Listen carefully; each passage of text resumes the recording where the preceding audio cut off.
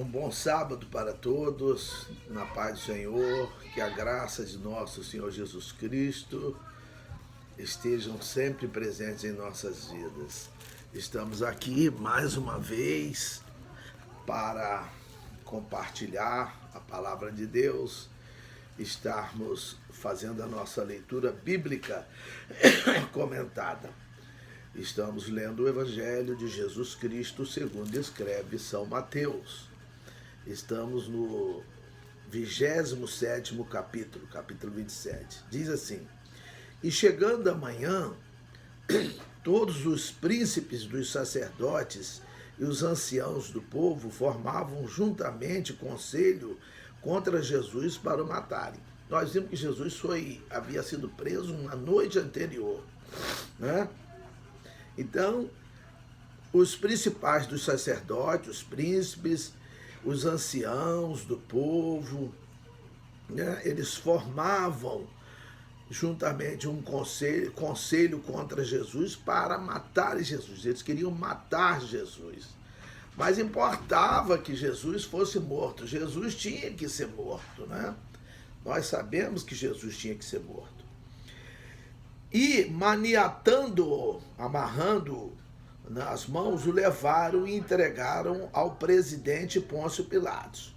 Porque o Sinédrio, o tribunal maior, o conselho maior dos judeus, não podia dar uma sentença de morte, mas os romanos podiam.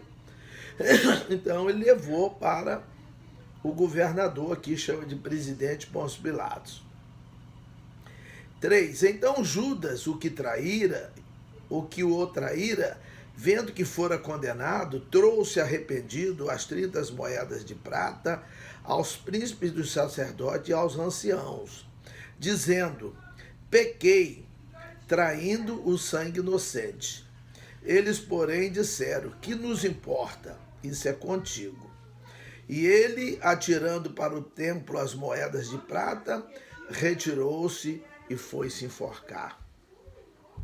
Então Judas, ele se arrepende. Ele se arrepende. Aqui, ó. Mas ele traiu Jesus, né? E ele volta lá, quer devolver as moedas e jogou lá as moedas. E diz aqui: e ele, atirando para o templo as moedas de prata, retirou-se e foi se enforcar. Bem-vinda, Rosalina Santos, em nome de Jesus. Aí, o que acontece? O que acontece? E os príncipes dos sacerdotes, tomando as moedas de prata, disseram: não é lícito colocá-las no cofre das ofertas. Donizete Fernandes da Silva, bem-vindo. Não é lícito, né, colocar. Então, olha bem, ele nem usou as moedas. Ele nem havia usado as moedas. Não deu tempo, né? Mas ele cometeu um pecado violento. Diz aqui que ele estava arrependido. Pequei, traindo o sangue inocente. E ele resolve suicidar-se. Talvez se ele tivesse ficado vivo, não sei, mas ele suicidou-se. Eu acredito que o único suicídio, um suicídio de uma pessoa fora das suas condições mentais normais, não dependa da pessoa aquele suicídio, mas o suicídio consciente, ele é imperdoável, porque a pessoa atenta contra a própria vida, e a vida é um bem que Deus dá. Deus é quem dá a vida, só Ele quem dá e quem tira. Permite que a vida seja tirada, né? Então,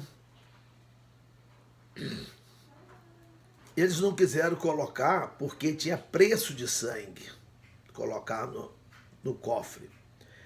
7. E tendo deliberado em conselho, compraram com elas, com as moedas, o campo de um oleiro para a sepultura dos estrangeiros. Por isso foi chamado aquele campo, até o dia de hoje, campo de sangue, que foi usado dinheiro que envolveu sangue.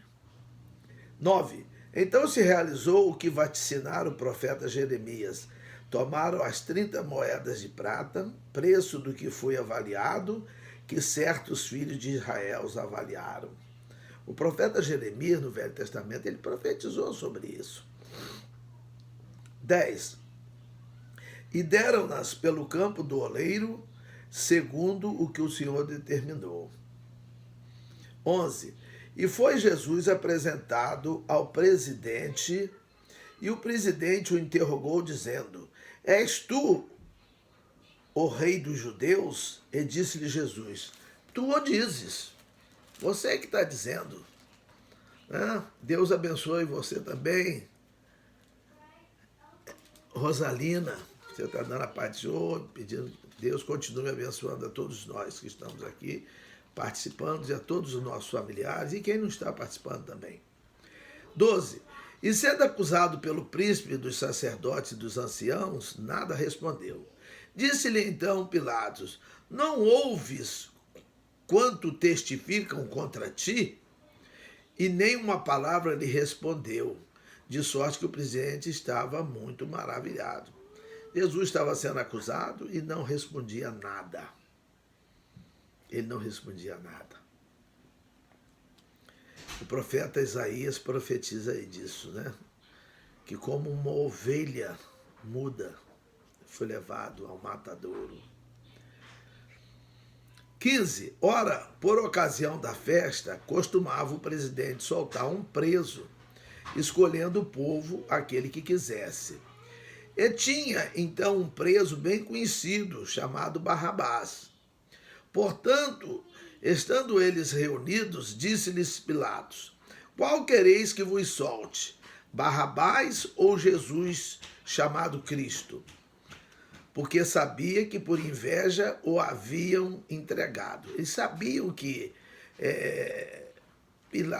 Pilatos sabia que os judeus levaram Jesus até ele por inveja, né? Por inveja. A inveja faz isso, a inveja mata pessoas, né? Mas fazer o quê, né? E inveja é pecado. Não devemos invejar ninguém e nada, e nem desejar nada de ninguém. 19. E estando ele assentado no tribunal, sua mulher mandou-lhe dizer: Não entres na questão desse justo, porque num sonho muito sofri por causa dele. A mulher de Pilatos sonhou com Jesus e viu que Jesus era justo. Mas Jesus não se defendeu.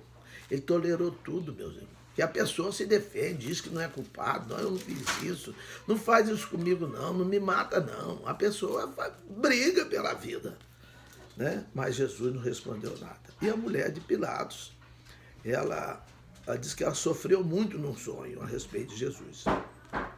20. Mas os príncipes dos sacerdotes e os anciãos persuadiram a multidão que pedisse Barrabás e matasse Jesus.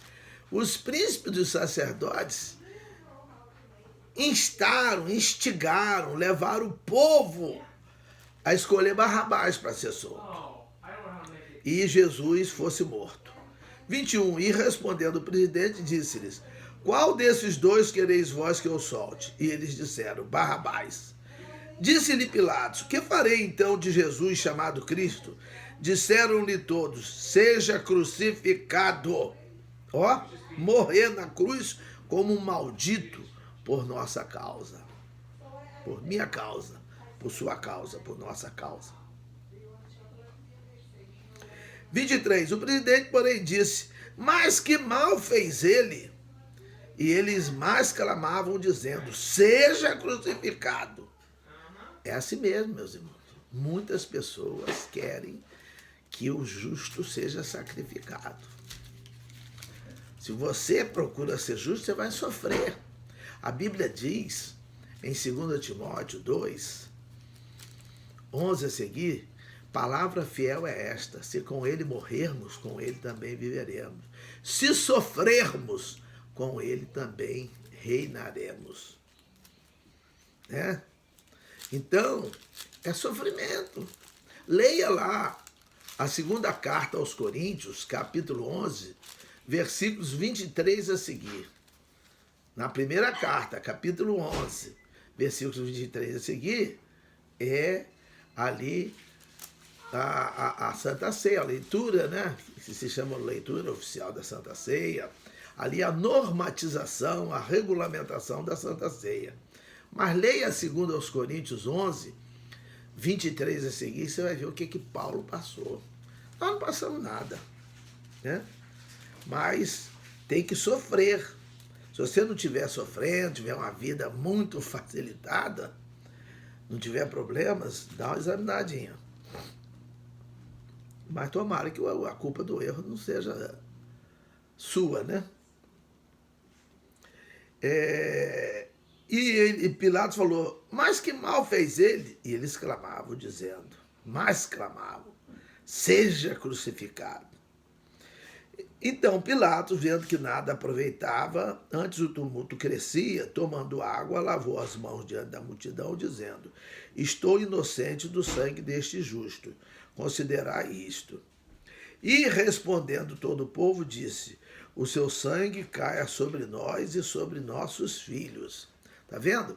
Às vezes um pecado nosso cai sobre nós e cai sobre nossos filhos também. 26. Então soltou-lhes Barrabás, e tendo mandado açoitar Jesus, entregou para ser crucificado. Interessante que ele lavou as mãos, Pilatos lavou as mãos, mas mandou açoitar Jesus. Ele era inocente, era justo, mas ele mandou dar uma surra em Jesus. Ele não lavou suas mãos, não. Está escrito aqui, ó. Tomando água, lavou as mãos diante da multidão, dizendo, estou inocente do sangue desse justo. Considerai isto. E respondendo todo o povo, disse, o seu sangue caia sobre nós e sobre nossos filhos. Então soltou-lhes Barrabás e, tendo mandado açoitar Jesus, se entregou para ser crucificado. Mas ele mandou açoitar Jesus. Então ele puniu Jesus. 27. E logo puniu um inocente. Punir um inocente é muito grave. E logo o soldado do presidente, conduzindo Jesus à audiência, reuniram junto dele toda a coorte e, despindo-o, o cobriram com uma capa de escarlate. Meus irmãos, uma das partes mais difíceis que eu acho que Jesus passou, que um homem passa, é ficar nu, despido diante da coorte ali, ó, diante das altas autoridades, de várias pessoas, dos soldados, puseram Jesus nu, meus irmãos. Que humilhação. Uma mulher, quando ela vai fazer o preventivo, o alcance ginecológico, o exame, ela se deixa examinar com um certo grau de constrangimento, mas bem menor do que um homem, quando vai sofrer um exame preventivo ao câncer de próstata. O homem, se deixar um homem pelado diante de pessoas, o homem fica muito constrangido. Muito constrangido. E Jesus passou isso. 28. E despindo-o, o cobriram com uma capa de escarlate, uma capa vermelha, porque a capa vermelha de escarlate, assim, tipo um vinho forte, era a capa do rei. Então, debochavam que Jesus era rei, né? 29. E tecendo uma coroa de espinhos, puseram-lhe na cabeça e em sua mão direita uma cana, conforme fosse o cetro do rei, uma cana. E ajoelhando diante dele, o escarneciam, dizendo, salve o rei dos judeus. Ele foi debochado, escarnecido, apanhou, foi açoitado, foi trocado por um bandido, né? E aqui, ó, 30, e cuspindo nele, tiraram-lhe a cana e batiam-lhe com ela na cabeça. Batiram a cabeça dele com uma cana. Porque não diz se batia com muita força, com porfa-força, como é que batia? Mas estava batendo com a cana. Não deve ser bom apanhar assim, não. Mas olha o que Jesus passou por você. Olha o que Jesus passou por você. E depois de o haver escarnecido, tiraram-lhe a capa, vestiram-lhe as suas vestes e o levaram para ser crucificado. E quando saíam, encontraram um homem sirineu, chamado Simão, a quem constrangeram a levar a sua cruz. Quer dizer, por certo, Jesus já estava abalado. Jesus não era um homem. A Bíblia disse que ele não tinha beleza nem formosura. Jesus não era forte. Jesus era um homem com corpo esgotado, das noites mal dormidas, comia mal, não tinha tempo, o tempo dele era dedicado à sua obra, o seu ministério foi curto, né? Em comparação a muitos, e ele era sofrido, e ele tinha passado aquela noite injuriado, maltratado, de todos os maltratos que eles usavam naquela época. Então, ele estava casado, aí constrangeram esse Simão Sirineu a levar a cruz. 33. E chegando ao lugar chamado Gólgota, que se diz lugar da caveira, Gólgota quer dizer caveira, lugar da caveira, deram-lhe a beber vinagre misturado com fel. Oh, que brincadeira, né? Mas ele, provando, não quis beber. E, havendo-o crucificado, repartiram as suas vestes, lançando sortes, para que se cumprisse o que foi dito pelo profeta. Repartiram entre si as minhas vestes, e sobre a minha túnica lançaram sortes. A túnica dele era muito bonita, uma túnica tecida, sem emendas. Então eles não quiseram. As vestes eles rasgaram e repartiram entre eles. Mas a túnica eles disputaram no jogo de sorte, né? De jogo de sorte para ficar com a túnica. 36. E assentados o guardavam ali. E por cima da sua cabeça puseram escrita a sua acusação: Este é Jesus, o Rei dos Judeus. E foram, crucificados com ele 2 salteadores, um à direita e outro à esquerda. E os que passavam blasfemavam dele, meneando as cabeças, virando a cabeça para o lado, porque quem morria na cruz era um maldito, era uma pessoa que havia praticado crime odiento, coisa feia, coisa pesada. Então, meus irmãos e amigos, queridos, amados, e eles diziam: Tu que destróis o templo e em 3 dias o reedificas, salva-te a ti mesmo. Se és filho de Deus, desce da cruz. E da mesma maneira também os príncipes dos sacerdotes, com os escribas e anciãos e fariseus, escarnecendo, diziam: Salvou os outros, e a si mesmo não pode salvar-se.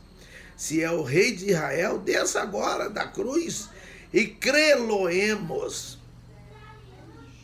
Confiou em Deus. Livre-o agora, se o ama, porque disse: Sou filho de Deus. E o mesmo lhe lançaram também em rosto os salteadores que com ele estavam crucificados. E desde... Mas vamos parar aqui, tá vendo? Porque aqui, ó, olha quem. Os príncipes dos sacerdotes, os escribas, os anciãos e os fariseus estavam debochando de Jesus. O povo não é fácil, não.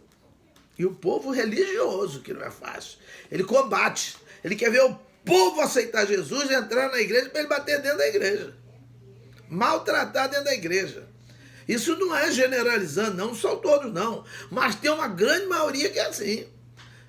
A pessoa entra na igreja, se não entrar no ritmo daquela pessoa, porque o ritmo certo, no Elidoles, bem-vinda, o ritmo certo é o ritmo da Bíblia. Nós temos que seguir os estatutos, os mandamentos, as leis, o testemunho do Senhor, o que Jesus mandou que nós fizéssemos, que o Espírito Santo nos ensina, que a palavra de Deus mostra-nos. Mas não, Eles querem que faça o que eles querem, senão você é contra, e quando é contra, tem que apanhar. Tem que apanhar. E sofrer. Então, engraçado que eles querem que o povo entre na igreja para apanhar. E o povo depois sai e fica nesse entra e sai, entra e sai, entra e sai. Não estou aqui generalizando, mas você que está cuidando de um grupo de pessoas, não é grupo de ovelha não, que ovelha você pode arrebentar com ela que ela não vai fazer nada, que é um animal, é animado, né? Tem alma, tem vida, mas não tem inteligência, conforme o ser humano. Mas você que lida com os seres humanos, filhos de Deus, que ovelha não é filho de Deus, não. Para ser filho de Deus, tem que receber Jesus e crer nele. Então que aí que se torna filho de Deus. Você que cuida de filho de Deus, cuidado como é que cuida de filho de Deus. Tem gente que está cuidando, tem cachorro que é melhor cuidado do que a gente. Tá?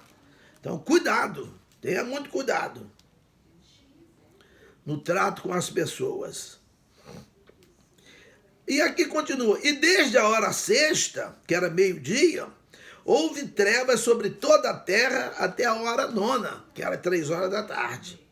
E perto da hora nona, exclamou Jesus em alta voz, dizendo, Eli, Eli, lama sabactani. Isto é, Deus meu, por que me desamparaste? Porque ele estava próximo de morrer. Um sofrimento, né? Se a gente fosse descrever o sofrimento de uma pessoa morrendo na cruz, né? Não é fácil. Dá para descrever, ainda mais um médico descreve muito bem como deve ter sido a morte de Jesus, né? E diz aqui no 47, e alguns dos que ali estavam ouvindo isso diziam, este chama por Elias, porque ele falou Eli, Eli, né? Talvez soasse como Elias, que era Elijah. 48. E logo um deles, correndo, tomou uma esponja, embebeu-a em vinagre e, pondo-a numa cana, dava-lhe de beber. Os outros, porém, diziam, deixa, vejamos se Elias vem livrá-lo. E Jesus, clamando outra vez com grande voz, rendeu o espírito. E aí ele morreu.